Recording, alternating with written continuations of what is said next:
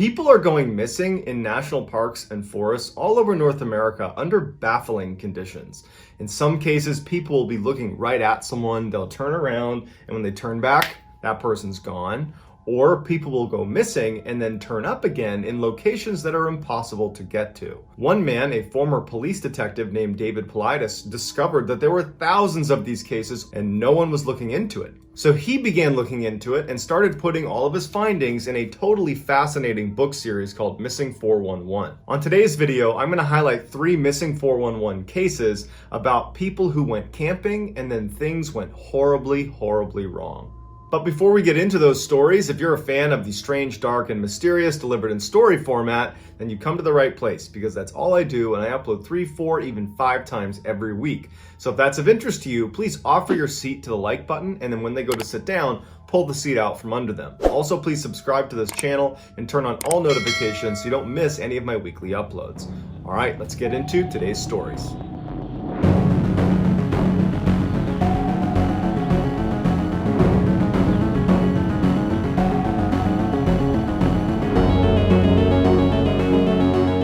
In 1985, Kevin O'Keefe was a 36-year-old outdoor enthusiast that lived in Sacramento, California.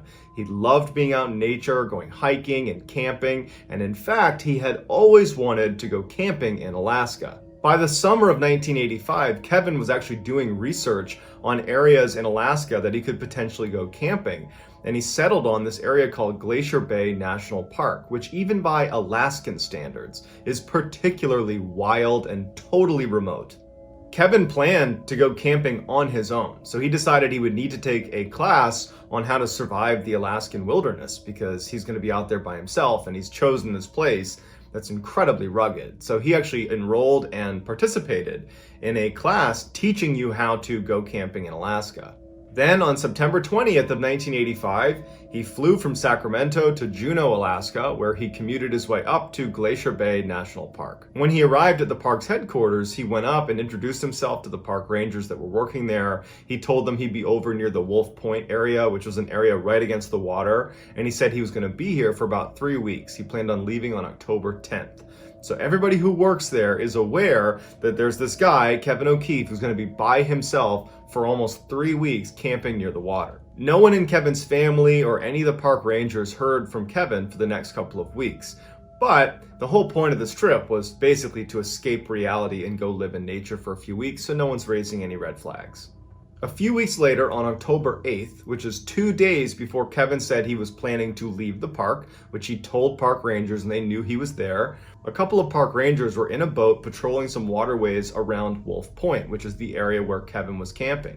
The rangers decided to take a bit of a detour to get inside of Wolf Point and actually check in on Kevin and just see how he was doing, because they knew he was out here by himself. They're making their way down, and as they turned this last corner where they could finally see Kevin's sight, immediately they knew something was wrong. The first thing they noticed was Kevin's tent was not in the area that it was supposed to be in. There was kind of a designated spot on the soil where you'd place your tent, but his tent was actually down a few meters on this beach that butted up against his campsite, and some of his gear was outside of his tent. Not strewn everywhere, but outside of his tent, like you had placed it outside. As they're looking at his tent, they realized that the top strut that kind of held the top of the tent together was folded down. It looked like it had broken right in the middle. They called out for Kevin, he was nowhere around, and they kind of rationalized what they saw. They thought, he's leaving in a couple of days. My guess is he's probably preparing his campsite for an exit. Maybe he went out to, go on a day hike or something. I'm sure everything is fine. So they leave and come back the next day just to double check. And when they arrive, there's been no change. The tent is still sitting down on the beach with that strut collapsed. His gear is sitting outside of his tent like a sleeping bag and sleeping pad. It's clear that Kevin has not been to this campsite since the last time they saw him, which was 24 hours earlier. So now they're outright concerned and they decide to launch a search for Kevin. They began flying little airplanes over the area where Kevin's campsite was and the surrounding areas. No sign of Kevin. They brought ground searchers with dogs onto his campsite. They're looking everywhere. No sign of Kevin, but they did discover at his campsite that virtually all of the equipment you would expect to be at a campsite in Alaska of someone who's staying there for a few weeks? Well, it was all there. He had his backpack fully packed as if he was going to go on a hike.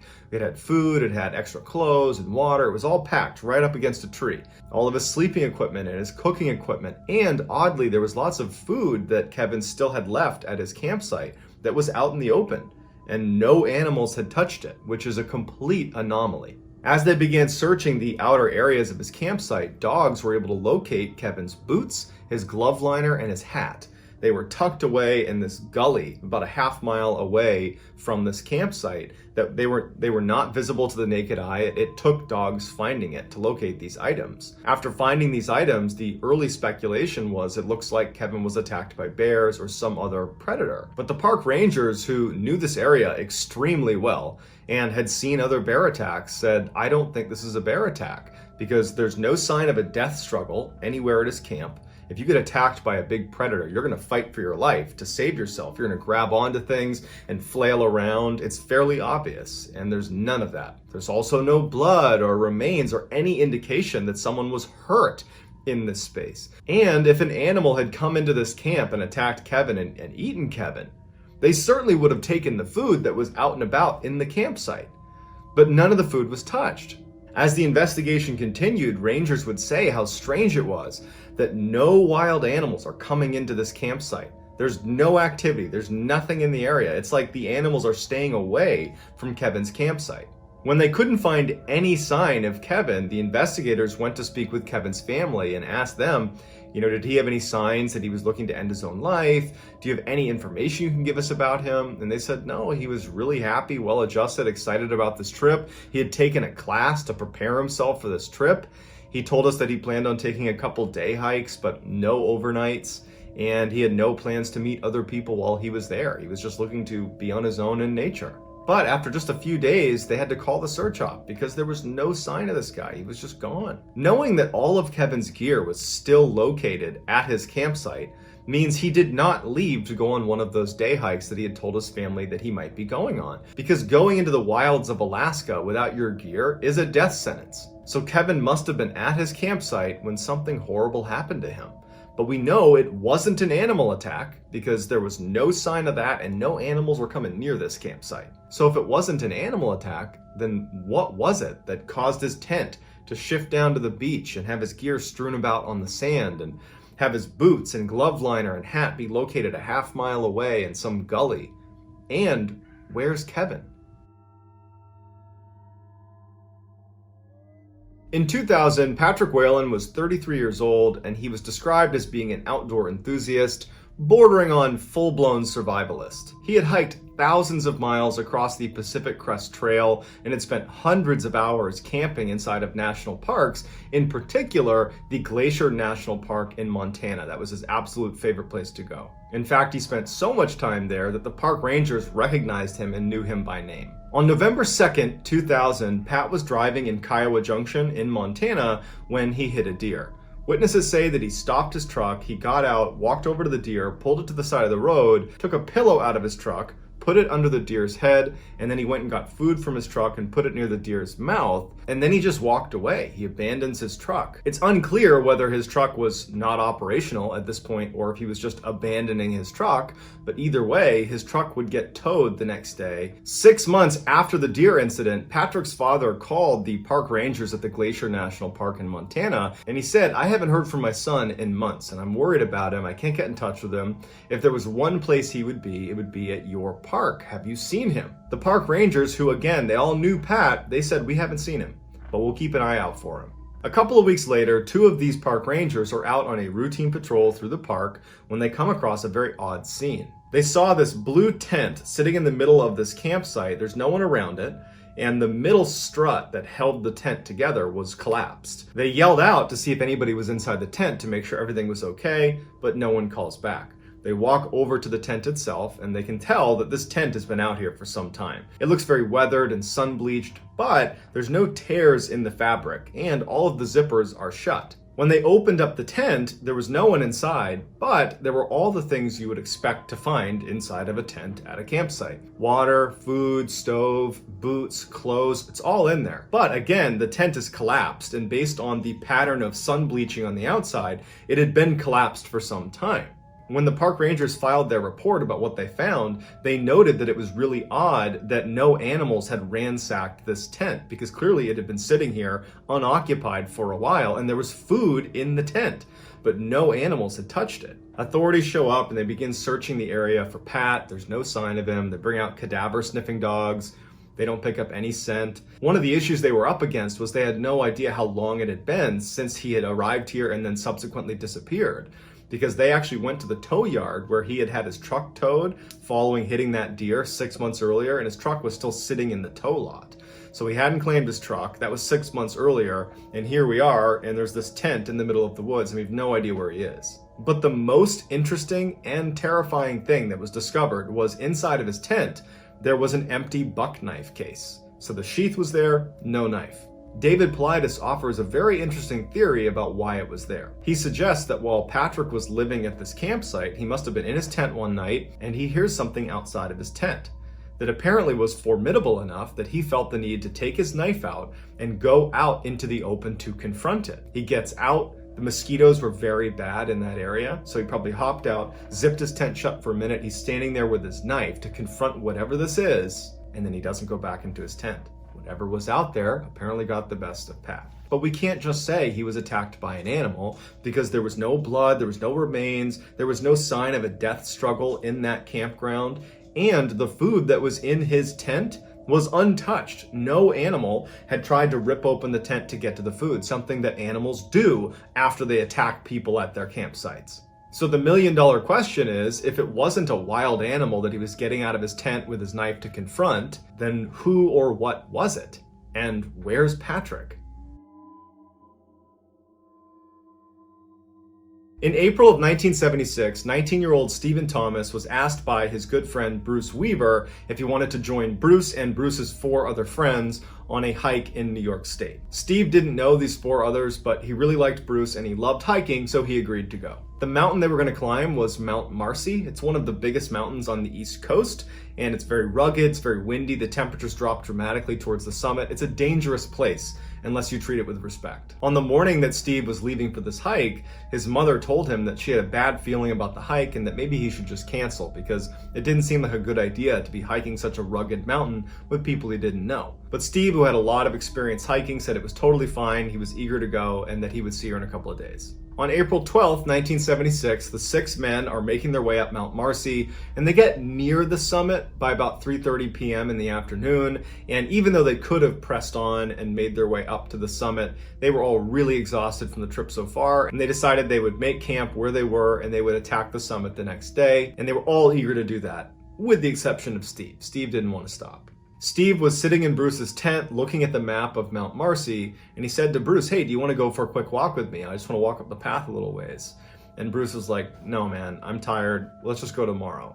And so Steve just continued to stay up looking at this map. He made tea for himself, and at some point, he folded the map up and said, "Hey, Bruce, I'm just going to walk up the path a little ways. I'll be right back." Bruce told Steve this was a bad idea. Don't go up there on your own. The temperatures are dropping. It's getting dark. It's windy. It's just a disaster waiting to happen. Plus, we're all going to be up there first thing in the morning, so there's no reason to go up right now. But Steve was like, I just don't want to sit here. I'm going to just go. So Steve begins to walk out. The other hikers that he didn't know too well are like, "Hey, man, just stay here." But again, Steve's not listening, and Steve continues up the trail. When Steve left, he must have thought he was only going to be gone for a few minutes, because he threw on a rain jacket, this yellow rain jacket, over a t-shirt and pants, because he'd been sitting in a warm tent. He just threw on a jacket, and he left his backpack. He just walked out with no supplies and began walking up this trail. At the time Steve was walking down that path, the snow was very hard packed, so it was easy to walk on, and there was a full moon, so there was great visibility. So it was a good night to be doing what Steve was doing, albeit if it had just been for a few minutes. So as Steve is walking away from the camp, even though the other hikers were annoyed with him, they weren't concerned. He had loads of hiking experience in Washington State. He was very eager to do this, and again, it was well lit. The snow was hard packed. They're thinking, okay, he'll be gone for a couple of minutes and then we'll see him again and it'll be just fine. After about an hour, it was dark and the temperatures are now well below freezing, and Steve has not come back yet, and he was not dressed for the sub-freezing temperatures. So the hikers walk a little ways down the path and they're yelling out for Steve, but there's no response. They decide that they have to go up the path and look for him because the conditions are going to kill him if he doesn't come back and get in his tent soon. When they go back to their tent to get some of their equipment to go make this trek to go find Steve, one of those 4 hikers that Steve did not know particularly well had brought his dog along for this hike, which apparently he always did. This dog was highly energetic, went everywhere with this guy. He loved hiking. Anytime the dog could go out and go run around, it would do it in a heartbeat. And when this hiker went in his tent to not only get his own gear, but to get his dog and bring his dog with him to go look for Steve, the dog refused to leave the tent. In fact, it cowered in the back of the tent and acted like it was scared of something that was outside of the tent. The dog's owner would tell investigators later that he's never seen his dog act that way. He was acting scared of something to the point where he would stay in the tent and all the hikers would go looking for Steve. The dog would rather be alone in a tent, totally isolated, than leave that tent. That's how scared he was of whatever it was that was out there. So the men go out looking and they can't find Steve. And after a little bit, they end up going back because it's just so dangerous to look for him in the middle of the night. So the group heads back to their tents and they're just praying that he found shelter somewhere on the mountain. The next morning, as soon as the sun came up, the hikers immediately start looking for Steve, yelling for Steve. There's no sign of him. And at some point, half the group leaves and walks the 4 hours down the trail to a vehicle where they could go drive and get authorities, while the other 3 continue to look and stay near the camp just in case Steve were to return. Once authorities were notified, they launched one of the largest search and rescue efforts in the history of New York. They spent 2 weeks combing this entire mountain.